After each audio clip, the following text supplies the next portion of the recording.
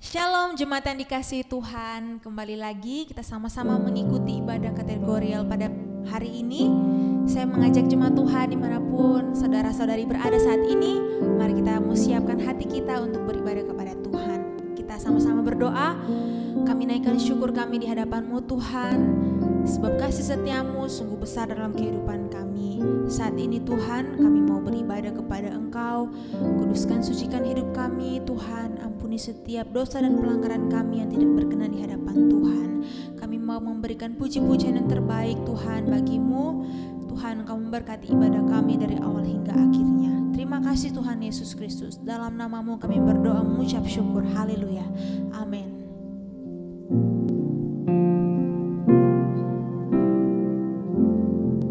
Terima kasih Tuhan. Memandang wajah-Mu, rasakan kasih-Mu.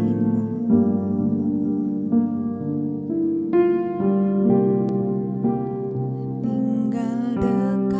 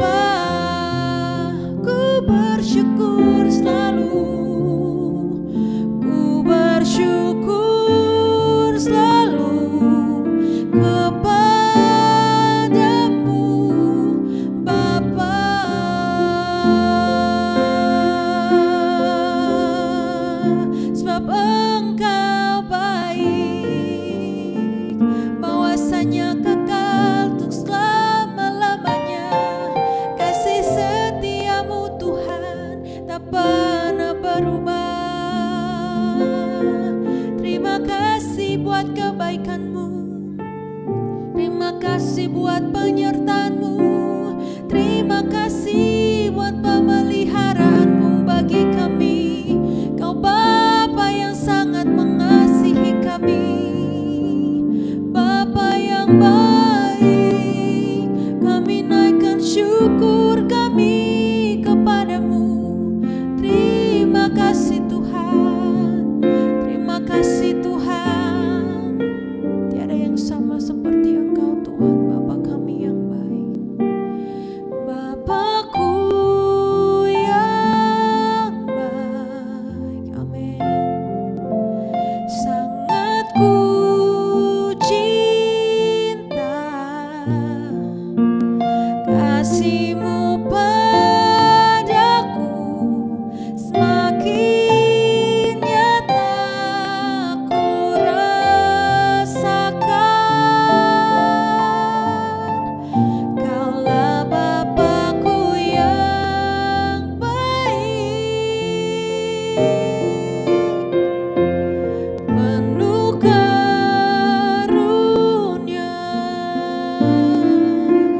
Ku bersyukur selalu kepadamu, Bapa. Ku bersyukur, ku bersyukur selalu kepadamu, Bapa. Katakan ku bersyukur selalu. Ku bersyukur selalu kepadamu, Bapa.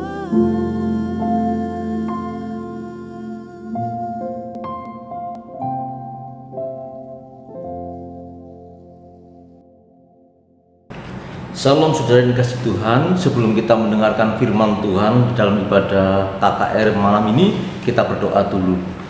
Bapa di surga, kami mau belajar firman-Mu, kami mau tegur, kami mau diberkati oleh firman Tuhan. Pimpin hamba-Mu, pimpin kami semua yang mendengarkan, biarlah firman-Mu menjadi berkat buat kami semua. Terima kasih ya Bapa, kami siap mendengarkan firman Tuhan. Di dalam nama Tuhan Yesus Kristus kami bersyukur dan berdoa. Amin. Salam saudara dikasih Tuhan, mari kita belajar firman Tuhan yang saya berikan judul Tanggalkan Kasutmu, atau berkaitan dengan panggilan pelayanan. Panggilan pelayanan. Kita baca di dalam Keluaran pasal yang ketiga ayat 4 sampai yang kelima. Keluaran pasal 3 ayat 4 sampai yang kelima. Ketika dilihat Tuhan bahwa Musa menyimpang untuk memeriksanya, berserulah Allah dari tengah-tengah semak duri itu kepadanya, Musa, Musa. Dan ia menjawab, ya Allah. Lalu ia berfirman, janganlah datang dekat-dekat, tanggalkanlah kasutmu dari kakimu, sebab tempat di mana engkau berdiri itu adalah tanah yang kudus. Saudara, kita belajar tentang panggilan Musa. Saudara, 40 tahun berlalu begitu cepat bagi Musa. Tanpa terasa, seluruh rasa percaya diri Musa telah runtuh. Kita tahu Musa mengalami kehidupan sebagai seorang penggembala ternak, tetapi ada pergumulan dalam hidupnya gitu ya. Ada panggilan ya berkaitan tentang menyelamatkan bangsanya dari perbudakan bangsa Mesir gitu ya. Panggilan untuk menjadi seorang pembebas bagi bangsa Mesir. Musa pernah mencoba ya dengan cara membunuh seorang mandor Mesir, tetapi itu sesuatu yang disebut kegagalan. Akibatnya dia harus melarikan diri dari Mesir karena takut ya, karena dia adalah seorang pembunuh orang Mesir gitu ya. Kemudian ketika Musa menjadi seorang penggembala ternak, Musa jadi tahu ya bahwa tentang binatang haram dan tidak ya, walaupun itu juga sesuai dengan firman Tuhan. Tetapi di situ Musa memperhatikan dari kehidupan sehari-hari ketika menjadi seorang penggembala, bahwa memang binatang-binatang yang haram itu tidak bagus bagi orang yang melakukan perjalanan di padang gurun. Saudara, perjumpaan Tuhan dengan Musa itu bukan sesuatu yang kebetulan ya, tetapi itu adalah rencana Allah. Perjumpaan yang sederhana yang mengubah hidup Musa menjadi seorang nabi besar. Kita tahu Musa adalah seorang penulis 5 kitab Pentateuch ya, Kejadian, Keluaran, Imamat, Ulangan dan Bilangan. Mengapa Tuhan tidak memanggil Musa ketika Musa masih menjadi seorang pangeran gitu ya? Kita tahu Musa adalah anak angkat dari putri Firaun gitu ya. Dia juga seorang panglima perang, dia berjaya, dia ahli perang. Tetapi kita tahu justru ketika Musa menjadi seorang pengembala ternak gitu ya, Musa dipanggil Tuhan, Musa mendapatkan panggilan Tuhan. Saudara, Musa mengalami hal seperti ini 40 tahun pertama dalam hidup Musa ketika dia menjadi seorang pangeran ya, pangeran Mesir gitu ya. Dia merasa dia hebat, dia mempunyai prinsip I am something gitu ya. Kemudian 40 tahun berikutnya ketika dia menjadi seorang gembala ya, dia menjadi orang biasa saja. Musa menyadari hidupnya tidak ada apa-apanya, I am nothing. Dan 40 tahun berikutnya ketika Musa menjadi seorang pemimpin umat ya, diutus Tuhan untuk membebaskan bangsa Israel, Musa mengalami begitu banyak pertolongan Tuhan, mujizat Tuhan ya, baik melalui 10 tulah maupun ketika di dalam perjalanan di padang gurun, banyak mujizat yang terjadi atas pertolongan Tuhan. Di situ Musa mengakui God is everything, Allah adalah segala-galanya. Saudara, panggilan Tuhan untuk Musa dimulai dengan hal perintah, tanggalkanlah kasutmu dari kakimu. Sesuatu yang besar itu bisa ditentukan oleh sesuatu yang kecil terlebih dahulu. Di dalam Lukas 16 ayat yang ke-10 dikatakan, barang siapa setia dalam perkara-perkara kecil, ia setia juga dalam perkara-perkara besar. Dan barang siapa tidak benar dalam perkara-perkara kecil, ia tidak benar juga dalam perkara-perkara besar gitu ya. Saudara, di sini Musa mengalami panggilan Tuhan dari hal yang sederhana, tanggalkanlah kasutmu dari kakimu, dan Musa menurut gitu ya. Saudara, saya ingat dulu saya pernah mendapatkan ketika saya masih kerja bukan jadi seorang hamba Tuhan, saya pernah disuruh oleh orang perusahaan gitu ya. Pertama kali mungkin saya cuma dipercaya mengambil tarik tunai uang dari bank cuma 500.000. Tetapi saya pernah sekali gitu ya, mungkin karena waktu itu sudah waktunya mepet sehingga tidak cukup untuk LLG atau transfer dalam kota kalau nggak salah gitu ya, sehingga akhirnya saya disuruh store tunai sejumlah uang 12 juta gitu ya. Saudara, kalau seseorang tidak dipercaya pasti tidak akan diberikan mandat seperti itu. Memang sempat takut juga ya, saya naik motor, uang saya taruh di jaket, saya taruh kantong, saya taruh di jaket, saya tutupi dan saya setorkan di bank ya. Jadi intinya ketika kita setia dalam perkara kecil, maka kita akan dipercayakan perkara yang besar gitu ya. Saudara, pada saat itu ketika suatu bangsa atau dua bangsa sedang berperang atau suku bangsa berperang, maka suku yang kalah itu akan diangkut sebagai tawanan, dijadikan budak. Dan hal pertama yang harus dilakukan oleh yang kalah ya, itu adalah menanggalkan kasut. Menanggalkan kasut. Tujuannya adalah apa? Agar mereka tidak bisa bergerak dengan cepat. Kita tahu pada saat itu ya, keadaan belum semaju zaman sekarang, maka seseorang akan kesulitan bila berjalan di daerah padang gurun, padang yang gersang, yang berbatu-batu, dengan kaki yang tanpa kasut, dengan kaki yang telanjang. Dan itu adalah suatu yang lazim ya, sesuatu yang merupakan tradisi dari budak gitu ya. Saudara, kita tahu peristiwa, kita ingat peristiwa dalam Perjanjian Baru dalam sebuah perumpamaan anak sulung yang hilang ya, anak sulung yang pulang kembali kepada ayahnya. Hal pertama yang ayahnya lakukan adalah memberikan kasut, memakaikan kasut lagi kepadanya, memberikan pakaian lagi kepadanya. Itu menunjukkan bahwa anak itu sudah diangkat atau dianggap menjadi anak lagi, tidak diterima sebagai budak ya, tetapi dianggap sebagai anak lagi. Seorang budak adalah seorang tawanan. Jadi pada saat Musa menanggalkan kasutnya ketika diperintahkan oleh Allah, maka Musa adalah tawanan Allah. Musa harus menuruti cara kerja Allah, bukan caranya sendiri yang akhirnya gagal seperti tadi gitu ya. Panggilan yang kedua, saudara, kita mau belajar tentang panggilan pelayanan Tuhan kepada Yosua. Di dalam Yosua pasal yang kelima ayat 13-14 dikatakan demikian. Ketika Yosua dekat Yeriko, ia melayangkan pandangnya. Dilihatnya seorang laki-laki berdiri di depannya dengan pedang terhunus di tangannya. Yosua mendekatinya dan bertanya kepadanya, "Kawankah engkau atau lawan?" Jawabnya, "Bukan, tetapi akulah panglima bala tentara Tuhan. Sekarang aku datang." Lalu sujudlah Yosua dengan mukanya ke tanah, menyembah dan berkata kepadanya, "Apakah yang akan dikatakan Tuanku kepada hambanya ini?" Kemudian ditambah lagi ayat 15 ya. Dan panglima bala tentara Tuhan itu berkata kepada Yosua, "Tanggalkanlah kasutmu dari kakimu, sebab tempat engkau berdiri itu kudus." Dan Yosua berbuat demikian. Saudara dikasih Tuhan, menanggalkan kasut itu masalah kerendahan hati, masalah hati gitu ya. Bukan soal kebersihan ya. Kata kudus di situ menunjukkan bahwa itu adalah sesuatu yang istimewa, sesuatu tempat Allah ya, tempatnya Allah bertakhta ya, tempatnya Allah berada gitu ya. Sehingga Yosua dituntut untuk merendahkan hatinya ketika Yosua bertemu dengan Allah gitu ya. Ya, panglima bala tentara Tuhan di situ penafsiran mengatakan itu adalah teofani. Itulah Allah sendiri yang datang kepada Yosua. Allah di dalam wujud manusia yang sementara gitu ya, bukan inkarnasi tetapi teofani. Ya, dan itu adalah menggambarkan Allah sendiri yang datang kepada Yosua. Saudara, kita tahu setelah menyeberangi sungai Yordan ya, kota Yeriko adalah kota yang nyaris sempurna, kokoh gitu ya. Jadi kemenangan atas kota itu akan membuat nama Yosua masyhur dan orang-orang Israel pun akan mendengarkan dia gitu ya. Kalau ada iklan, belum tua belum boleh berbicara, belum ada bukti belum boleh menjadi pemimpin gitu ya. Jadi penaklukan Yeriko oleh Yosua ya, dipimpin oleh Yosua, dimulai ya, diawali dengan penaklukan Yosua kepada bala tentara Tuhan, panglima bala tentara Tuhan, kepada Allah sendiri gitu ya. Saudara, ketika Yosua bertanya, "Kawan atau lawan?" ya, "Kawankah engkau atau lawan?" Apa jawab panglima bala tentara Tuhan?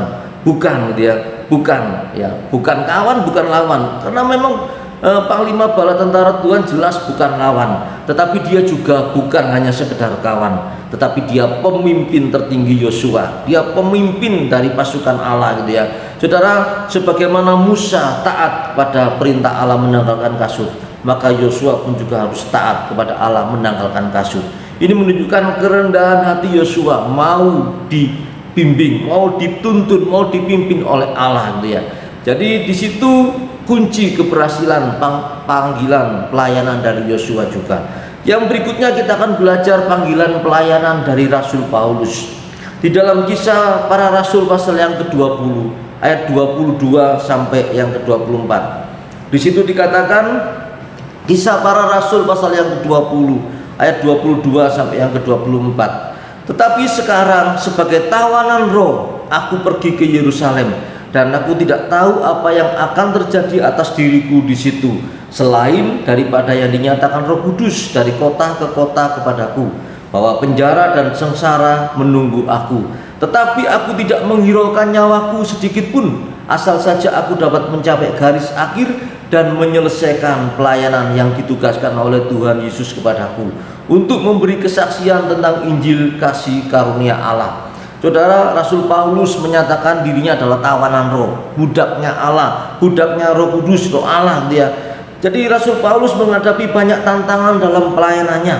Bahkan akhirnya dia pun juga mati secara syahid, mati karena imannya gitu ya. Tetapi hasilnya adalah sungguh luar biasa ya. Di kemudian hari ketika Kaisar Roma yang bernama Konstantin Agung itu bertobat, maka kekristenan berkembang secara luar biasa ya. Jadi Rasul Paulus juga menyatakan dirinya adalah tawanan, budaknya Allah, pelayannya Allah, hamba Allah ya. Jadi butuh kerendahan hati ketika menjadi pelayan Allah, menanggapi panggilan pelayanan Allah. Berikutnya kita akan belajar panggilan pelayanan dari murid-murid Tuhan Yesus.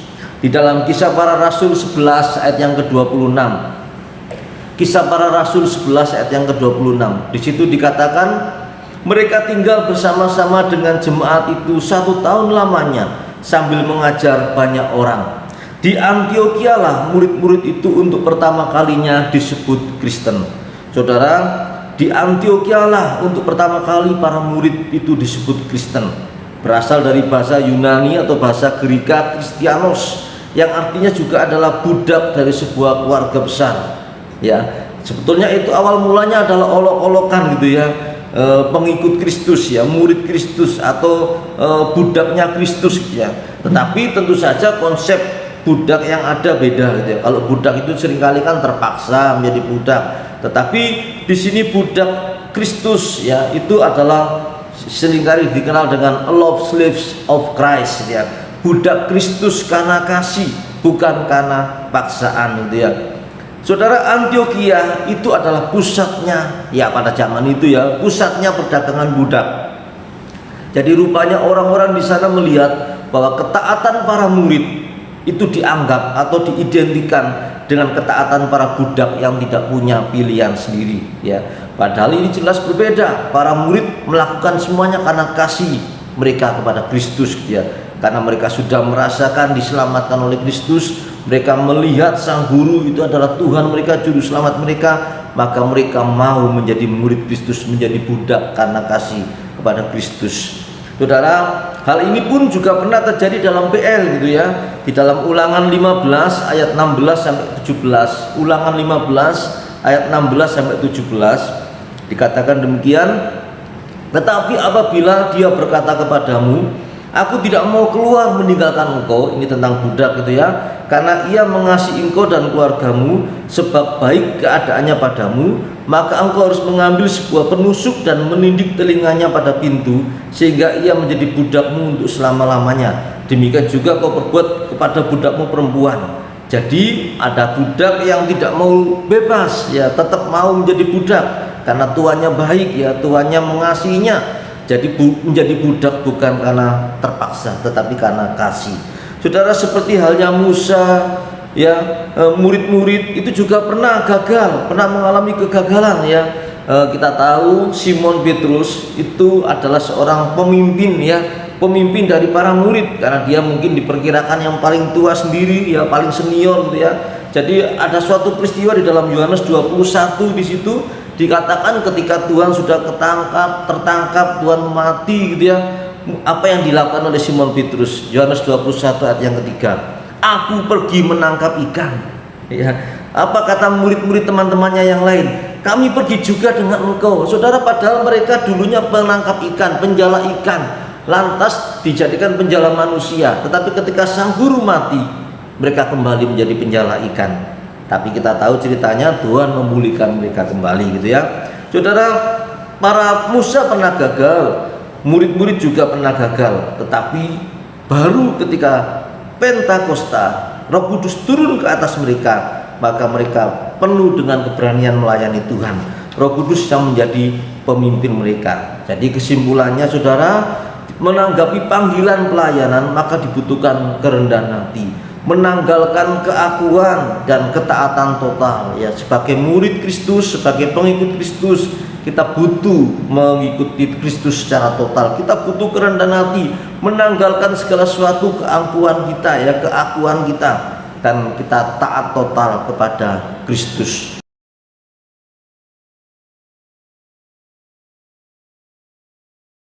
Saudara, kita tahu di dalam khotbah di bukit, di dalam Matius pasal yang kelima ya, diawali dengan wejangan Tuhan Yesus dalam ayat yang ketiga. Bunyinya apa? Matius pasal yang kelima ayat yang ketiga, di situ dikatakan, berbahagialah orang yang miskin di hadapan Allah, karena merekalah yang mempunyai kerajaan surga. Saudara, khotbah di bukit atau ucapan bahagia di situ bukan hanya sekedar khotbah, tetapi isinya itu semacam garis besar sikap hidup kita sebagai anak Tuhan ya. Dan itu diawali dengan apa? Miskin di hadapan Allah. Apakah itu miskin di hadapan Allah? Itu bukan berarti secara harfiah ya bahwa kita harus miskin, gitu tidak. Tetapi itu menunjukkan kerendahan hati, menanggalkan kasut, menundukkan diri di hadapan Tuhan. Itu syarat yang paling utama, syarat yang paling pertama ya, ketika kita mau menjadi murid Tuhan. Ingat, ada cerita lain ketika ada seorang pemuda yang boleh dikatakan dia seorang guru Yahudi, dia seorang kaya gitu ya. Dia mengatakan sudah melakukan semuanya. Tetapi apa kata Tuhan? Jualah hartamu, ikutlah aku. Dia merasa sayang dan gagal menjadi pengikut Tuhan. Jadi ketika kita mengikut Tuhan Yesus, menjadi murid Tuhan Yesus, menerima panggilan pelayanan dari Tuhan Yesus, syarat utama adalah menanggalkan kasut, miskin di hadapan Allah. Kita menjadi orang yang bagi Tuhan, ya kita di hadapan Tuhan, kita itu tidak ada apa-apanya gitu ya. Saya ingat ada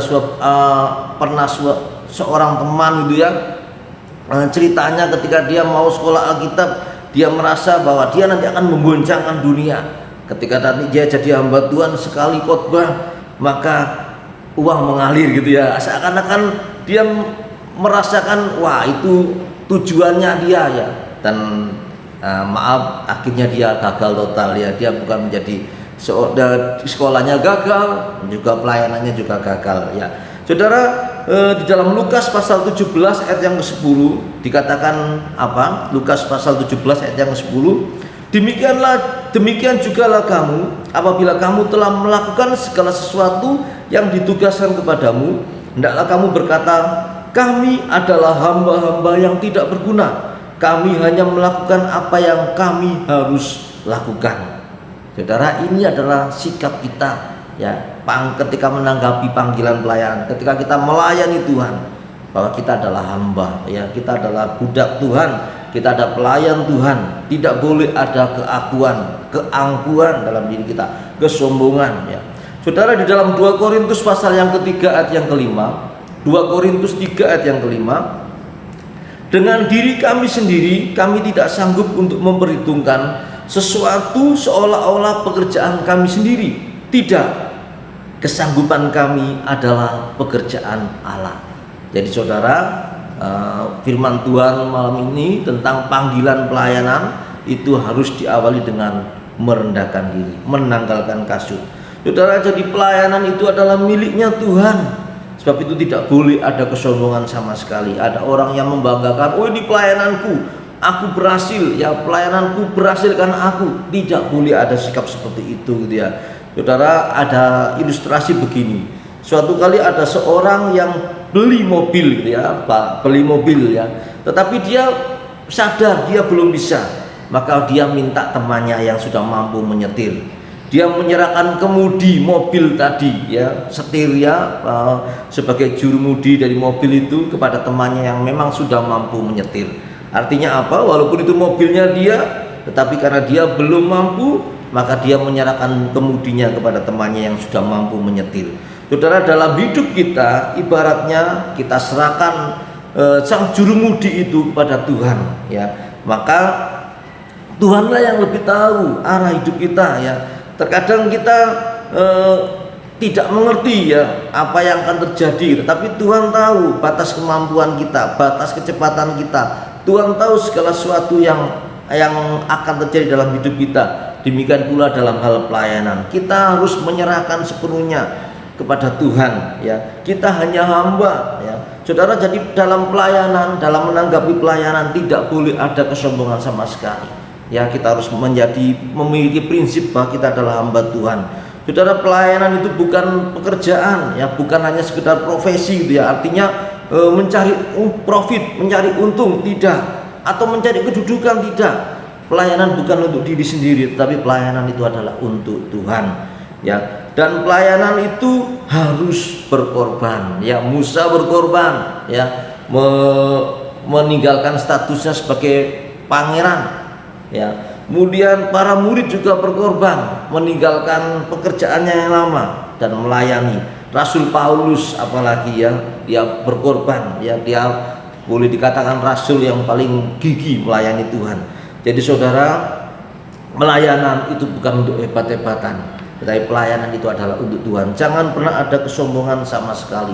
Ada seorang, saya pernah mendengar ada cerita gitu ya, ada orang yang saling menyalahkan dalam pelayanan. Oh kamu salah, seharusnya begini ya. Seharusnya itu tidak boleh menjadi sebuah pertengkaran. Boleh koreksi, boleh ya, tetapi harus dengan sesuatu yang ramah ya, sesuatu yang baik. Bukan saling merasa oh aku yang hebat ya, pelayananku yang paling utama, tidak. Tetapi kita harus saling menganggap bahwa pelayanan ini adalah miliknya Tuhan. Kita ini bukan apa-apa. Tidak boleh ada saling menyalahkan ya. Artinya saling menghakimi gitu ya. Tidak. Sesuatu harus berjalan dengan baik. Sesuatu harus berjalan dengan harmonis dalam pelayanan ini. Jadi saudara, dalam panggilan pelayanan ini, dalam firman Tuhan tentang panggilan pelayanan ini, maka kita harus mengingat bahwa pelayanan ini adalah miliknya Tuhan. Kita adalah hamba, menanggalkan kasut, ya, menundukkan diri di hadapan Tuhan, dan kita menyerahkan segala sesuatunya kepada Tuhan. Para pelayan Tuhan, para tokoh Alkitab yang sudah saya sebutkan tadi, mereka bisa berhasil itu semata-mata karena mereka berserah sepenuhnya kepada Tuhan. Maka Tuhan membuat pelayanan mereka ya menjadi berhasil. Biarlah kita menteladani hari ini, kita menjadi seorang orang yang menanggapi panggilan pelayanan ya. Kita mengiring Tuhan, kita melayani Tuhan ya dengan kesungguhan hati, dengan menanggalkan kasut ya, dengan taat secara total kepada Tuhan, dan kita menyerahkan sepenuhnya kepada Tuhan. Maka Tuhan yang akan membuat pelayanan kita berhasil. Amin. Firman Tuhan biar menjadi berkat bagi kita semua. Kita tundukkan kepala, kita berdoa. Terima kasih ya Tuhan buat firman-Mu yang sudah kami dengarkan pada malam hari ini. Biarlah firman-Mu tetap tertanam dalam hati kami semua. Bukan hanya kami mengerti, tapi kami lakukan dalam hidup kami. Kami terapkan dalam hidup kami. Biarlah kami selalu memegang prinsip bahwa kami adalah hamba-Mu, kami adalah budak-Mu. Kami mau merendahkan diri dalam pelayanan ya Tuhan. Kami tidak mau menyombongkan diri, kami mau berserah sepenuhnya kepada Tuhan. Kami hanya alat-Mu ya Tuhan. Tuhan pakai kami sesuai dengan kehendak Tuhan dalam hidup kami. Terima kasih ya Tuhan. Terima kasih ya Bapa. Di dalam nama Tuhan Yesus Kristus kami bersyukur dan berdoa. Haleluya. Amin. Tuhan Yesus memberkati kita semua. Amin.